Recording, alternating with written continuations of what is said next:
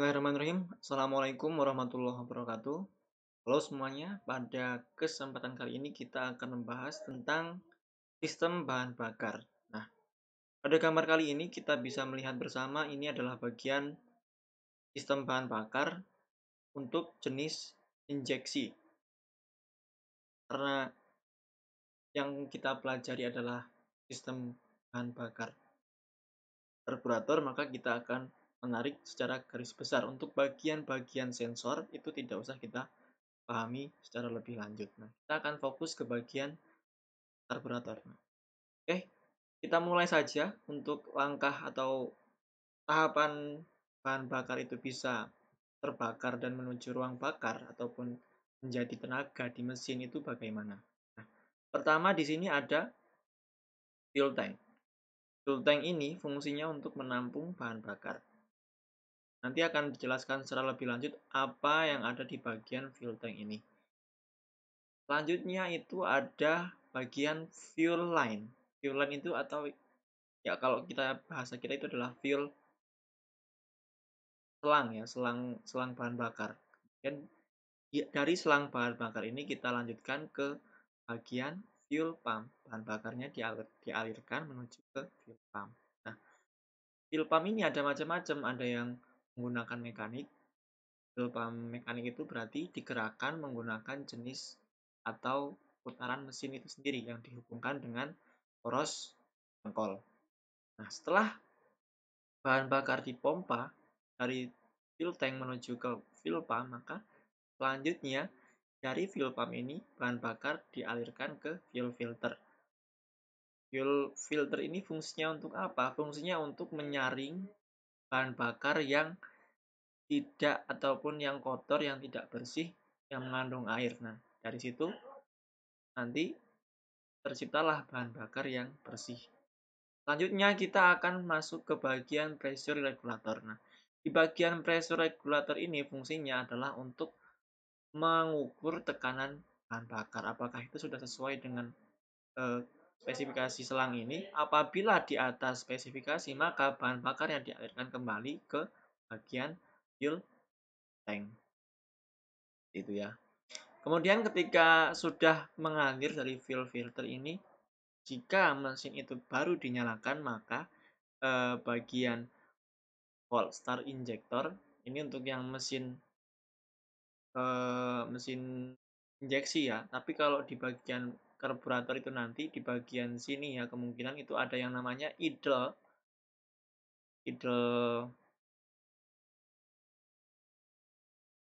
pembukaan idle intinya. Ini dialirkan, dicampurkan ke bagian ini throttle-nya. Selanjutnya ketika sudah bercampur dengan udara maka bahan bakar itu dimasukkan atau menuju ke ruang pembakaran. Setelah itu busi memercikan apinya dan terciptalah langkah tahap. Oke, itu penjelasan secara garis besar bagaimana cara kerja dari sistem pembakaran bahan bakar bensin. Untuk yang selanjutnya ini ada ke bagian eh, tangkinya ya. Ini ada 3 jenis langsung ke fuel filternya. Jadi yang pertama itu adalah fuel tank. Yang ini, fuel tank itu yang ini ya. Di bagian fuel tank ini ada yang pertama ini pipa pengisian, yang kedua ada drain plug yang ini, drain plug ya, untuk menguras ketika bahan bakarnya itu ingin dikuras. Yang ketiga ada fuel sender kick.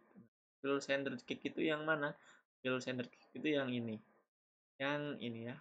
Kemudian setelah itu ada yang keempat adalah separator atau pemisah yang untuk mencegah guncangan. Separator itu yang ini dengan yang ini agar airnya itu tidak atau bahan bakarnya itu tidak berguncang agar tetap rata seperti itu ya. Ketika terguncang tidak naik ke atas atau naik ke bawah. Oke, selanjutnya itu kita masuk ke bagian fuel pump yang ini ya, fuel pump itu. Fuel pump ini dari ada fuel line ini berarti masuknya ke sini dulu ya. Bahan bakar masuk ke sini, kemudian ke sini, ke yang atas. Nah, masuk ke sini. Ini Jenisnya itu adalah karena di sini ada cam, berarti ini adalah camnya, camshaft-nya. Camshaft-nya berarti ini adalah jenis pompa mekanik. Kenapa mekanik? Karena di sini ada armnya, armnya ya. Arm ini berfungsi untuk apa? Di sini ada diafragma. Nah, ini berarti kalau diafragma posisinya ke sini otomatis bahan bakar ditarik. Nah, awalnya kan dari atas. Ini karena ini berputar, naik ke sini ya. Ini disondol ke sana. Otomatis ini ke bawah. Ini titik acuannya di sini. Ini ke bawah dan mengakibatkan ruang di sini ini mengembang. Di ruang bagian sini ini mengembang sehingga bahan bakar dari tangki itu masuk ke bagian sini. Setelah itu ini berputar lagi kembali ke posisi ke sini sekarang atau ke sini sekarang ya. Kembali ke sana. Nah, setelah itu ini ada katup. Ketika posisi diafragma ini naik, berarti ini katupnya tertutup.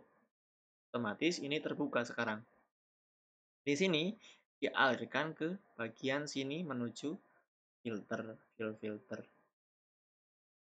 Nah, ketika tekanan udara ini melebihi batasnya, plus minusnya banyak ya, berarti ini bahan bakarnya dikembalikan lagi ke bagian sini, bagian tangki. Seperti itu untuk langkah pergerakan dari aliran bakar. Di sini ada fuel pumpnya, itu mengalirkan bahan bakar dari tangki ke karburator dengan tekanan penyalurannya itu adalah 0,3 sampai 0,2 sampai 0,3 kg per cm persegi. Di sini ada diafragma itu yang ini nomor 1. Yang kedua ada dua katup ini, dua katupnya. Kemudian yang ketiga ada rocker arm. Di sini rocker armnya yang untuk menekan diafragma. Kemudian yang keempat adalah camnya yang fungsinya untuk menekan naik turun rocker arm.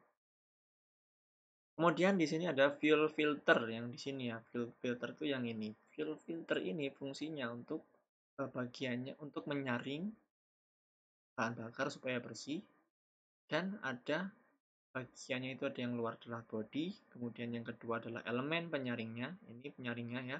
Kemudian yang ketiga adalah saluran masuk dan saluran keluar yang ini. Jadi ada dua jenis saluran.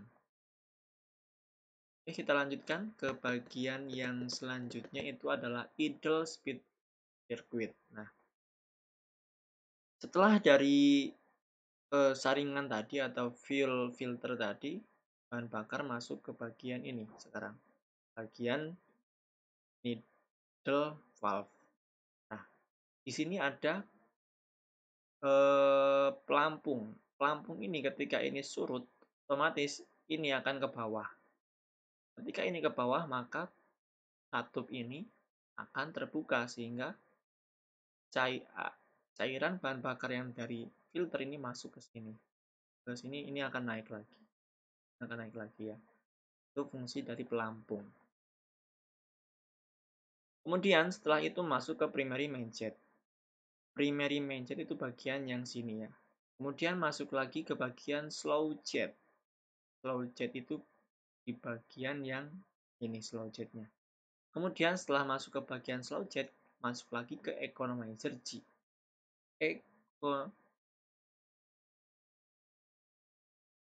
Economizer G itu bagian yang ini berarti ya.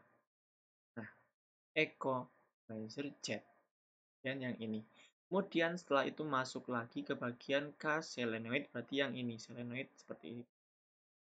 Setelah masuk ke solenoid ini, maka ketika primary air blade 2 terbuka, otomatis masuk ke idle port. Idle port itu bagian yang ini. Itu untuk yang ini ya, idle port itu yang ini, maaf. Dan yang ini. Kemudian masuk ke bagian ruang bakar. Itu. Ini untuk bagian idle port. Selanjutnya kita masuk ke bagian ini ya, secondary circuit. Langkahnya masih sama, ini ruang pelampung, ini masuk ke bagian second main jet. Ini ya. Kemudian masuk ke bagian nozzle utama, berarti langsung ke sini. Kemudian ruang bakar. Berarti Dari sini langsung menuju ke sini. Tadi kan kalau yang primary idle sirkuit tadi masuknya ke sini, ke sini, ke sini, ke sini, ke sini, terus ke sini. Dan ini juga ada. Nah, ini berarti bedanya kalau di bagian tuas ini, ketika tuas ini dibuka, maka otomatis udara makin besar masuk. Makin besar masuk. Tuas ini yang menarik ini ya. Kemudian ketika udara sudah masuk semakin besar, maka otomatis bahan bakar dari sini ini naik atau tersemburkan dan bercampur dengan bahan bakar.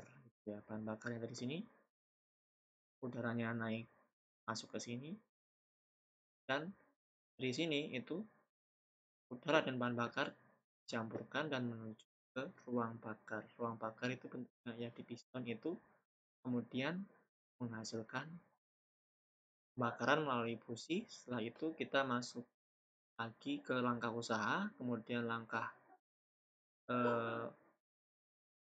buang, kemudian berputar terus seperti itu langkah. Mungkin itu saja pembahasan kita mengenai sistem bahan bakar, terutama sistem bahan bakar karburator untuk mesin bensin. Silahkan jika ada pertanyaan, tuliskan di kolom komentar. Jika masih ada kekurangan atau kesalahan di video ini, mohon maaf dan saya akan memperbaikinya di kemudian hari. Terima kasih. Akhiri, wabillahi taufiq wal hidayah. Wassalamualaikum warahmatullahi wabarakatuh.